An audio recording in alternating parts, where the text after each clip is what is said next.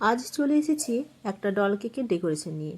এই কেকের ছবি আমি কিছুদিন আগেই পোস্ট করেছিলাম, তোমরা হয়তো দেখে থাকবে আমার পেজে।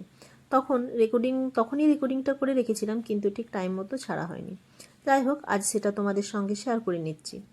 প্রথমেই দেখো, আমি একটা হাতের সাহায্যে মার্ক করে নিলাম যে এরকমভাবে ডলের ফ্রকটা হবে, আর একটা টুথপিকের সাহায্যে আমি ড্র করে নিয়েছি।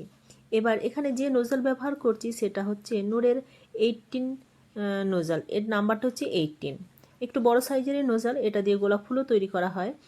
আর এই নোজাল দিয়ে আমি ডিজাইনটা করে নিচ্ছি।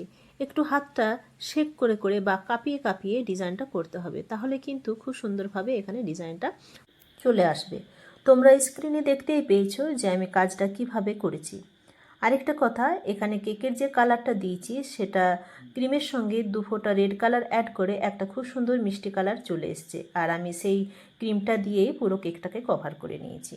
এরপর ওই ক্রিমের সঙ্গে আরও 2-3 ড্রপ রেড কালার অ্যাড করে আমি একটু ডিপ কালার করে নিয়েছি, আর ওই ডিপ কালারটা দিয়ে আমি প্রিন্সেসের ফ্রকটা করে নিয়েছি।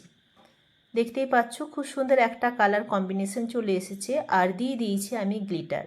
এখানে গোল্ডেন গ্লিটার আমি স্প্রে করে নিয়েছি, তাতে কেকের লুকসটা একেবারে পুরো চেঞ্জ করে দিয়েছে।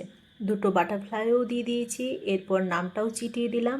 ব্যাস হয়ে গেল, কেকের ডেকোরেশন কমপ্লিট। তোমাদের কেমন লেগেছে তোমরা কিন্তু কমেন্ট করে জানিও।